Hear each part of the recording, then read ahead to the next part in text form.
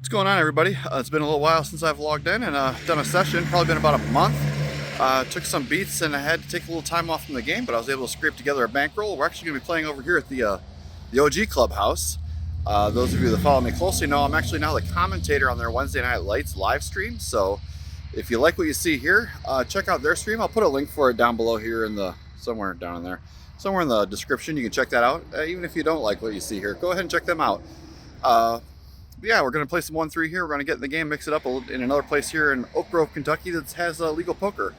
So if you're in the neighborhood of Oak Grove, come on, check us out. We're about an hour north of Nashville. They spread some 1-3. They got some good tournaments, and they also have a really juicy PLO game on Friday nights, I hear. I'm not a player of the 4-card variant, but I hear there's some money to be had. So come on out here and check it out. Let's get inside and see if we can win a few bucks. You're just bought into another dimension. A dimension not only of bad beats and busted draws, but of decisions so bizarre they defy logic.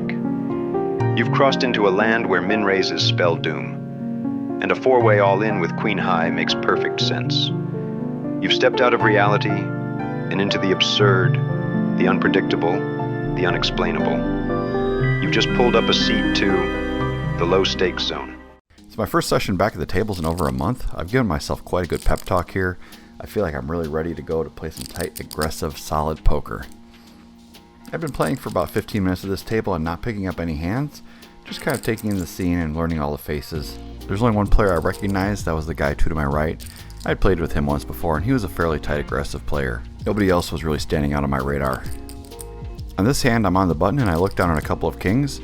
There's a $3 limp under the gun before a raise to 15, and I'm going to use this spot to definitely bump it up from the button. I make it 70 bucks. Everybody folds around to the tight aggressive player who flashes me an ace and asks me if I have one of those before he returns his card to the dealer as well. I show him one of my kings just to kind of needle him a little bit, and I take down a nice little pot without actually having to see a flop. Off to a good start so far.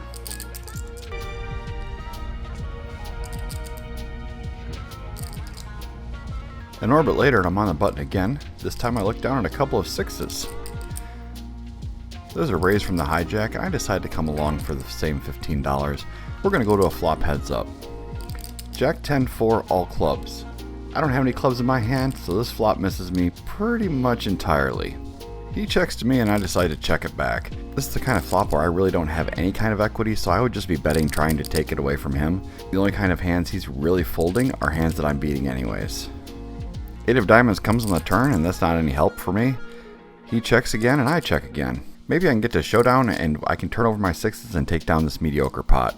Queen of hearts on the river is a pretty bad card for me. Another Broadway card falls, actually completes Broadway if he has ace king. Just a card that does not help me at all. He leads out for 35 bucks, which is about a pot-sized bet, and I pretty quickly fold.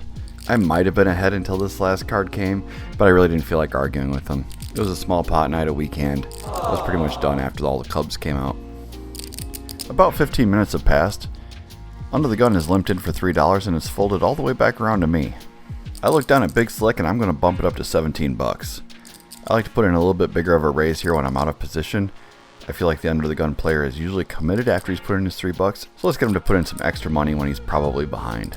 As predicted, he puts in the call and we're going to go to a flop heads up. Jack 10-5 rainbow.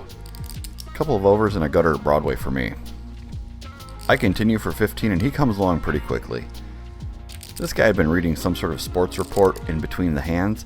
He didn't really seem like he was too interested in it. I think he was trying to get in his picks for college game day. I definitely wasn't reading him as super strong. Turn is the 6 of hearts. That really doesn't change much of anything. I figure anything he's calling the flop with, he's probably going to continue with on the turn. And at the end of the day, I've really only got ace high. So I'm going to try to play a little bit of pot control here.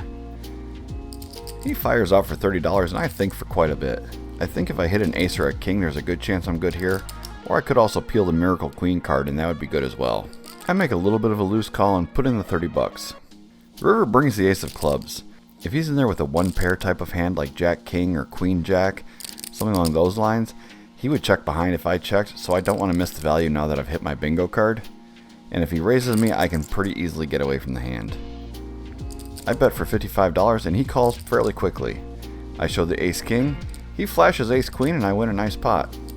Seems like we were both a little ambitious on the turn, but it worked out for me.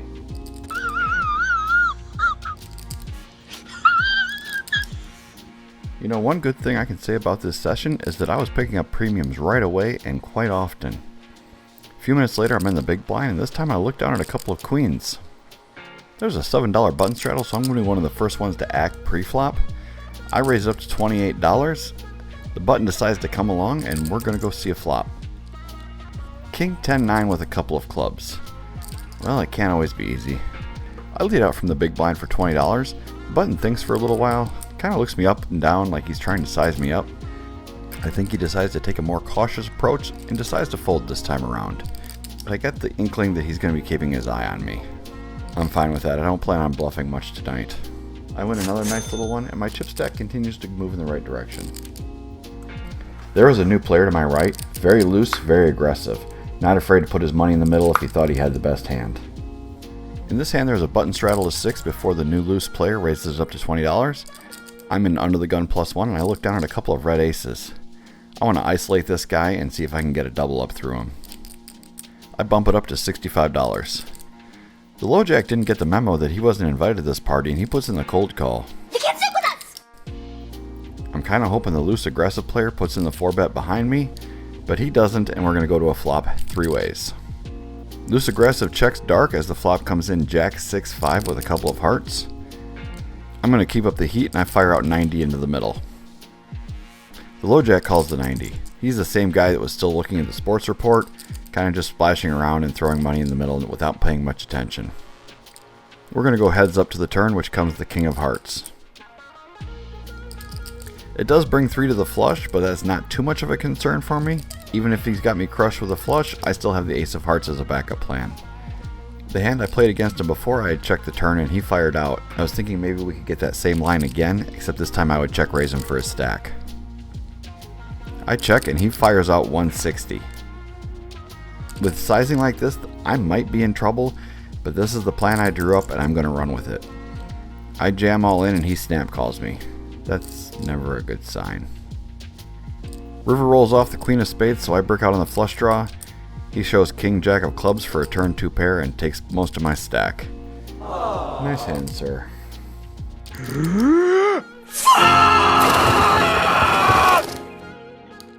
Dear Lord, that's the loudest profanity I've ever heard. After that ace's hand, I was determined not to let that tilt me. The guy to my right was really splashy and aggressive. He had also been showing me his cards for some reason. I guess we were buddies. Really felt like I had a good feel on his style of play. In this hand, I'm in the cutoff. Mr. Aggressive to my right put on the straddle, so I'm going to be first to act. I look down at a couple of pocket 5s and I bump it up to $30. I'd like to try to get this one heads up and in position against Mr. Aggressive. Under the gun puts in the call for 30, as does Mr. Aggressive, so we're going to take a flop 3 ways. 6-4 deuce with a couple of clubs. If I'm not going to flop a set, I think that's pretty good for 5s. Against his pretty much uncapped range, I feel like I'm ahead.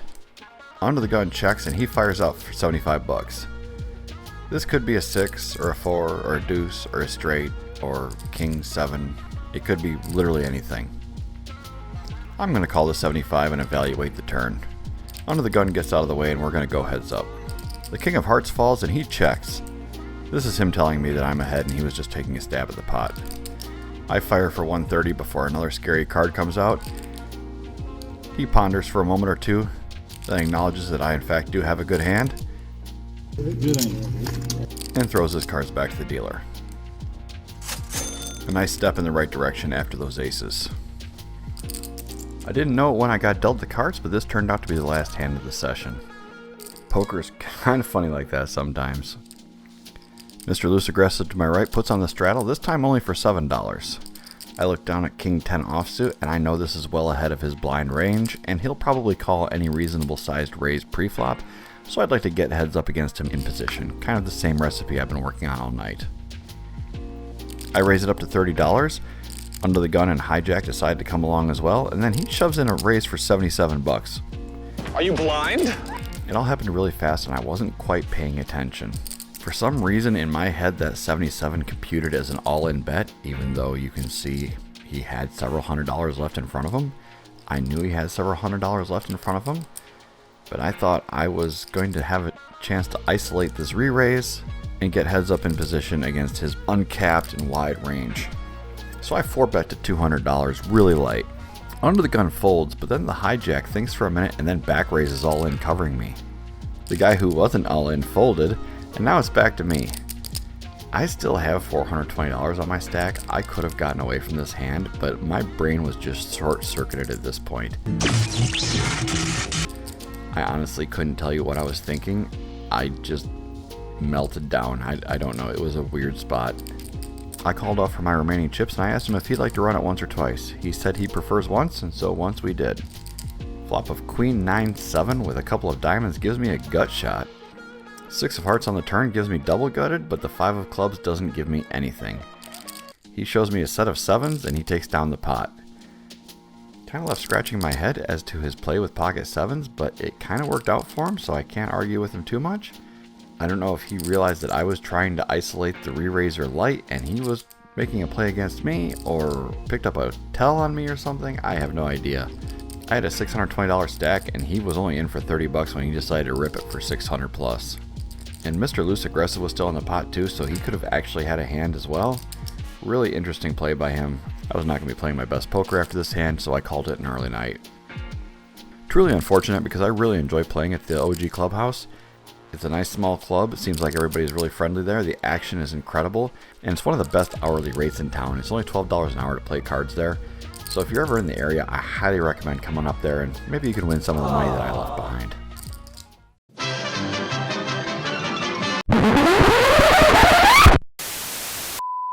Wait. Before we go real quick, I wanted to tell you guys that I am doing commentary for the OG Clubhouse's live stream on Wednesday nights now. I dropped a link to it down below in the description. Be sure to check them out, give them a like, subscribe, notification, all that good stuff. I wanted to show you guys real quick some of my top tier commentary and what you can expect if you tune into the channel. So check this out.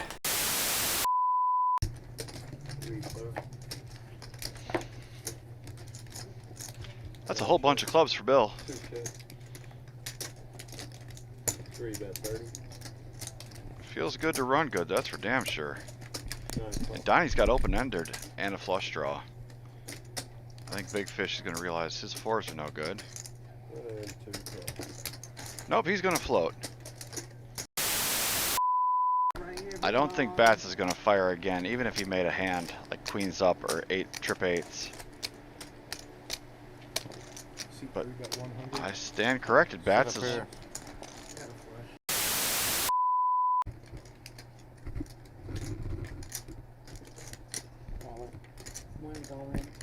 He just shifts it right here, right now. He's going to get that through. David calls, excuse me, and he pinks the club. What the hell is going on here? Kathy's going to raise it up to 150, and Giselle's doing hands. But they're done with the stream, right? Or is it still going? What? The stream's still going? Okay. 7 raised to 400. Uh-huh. Oh, wow. I think the Kentucky Queen's got to realize that her ace no kicker is Ooh, wait. good enough to put the rest of the money in. Wait a minute.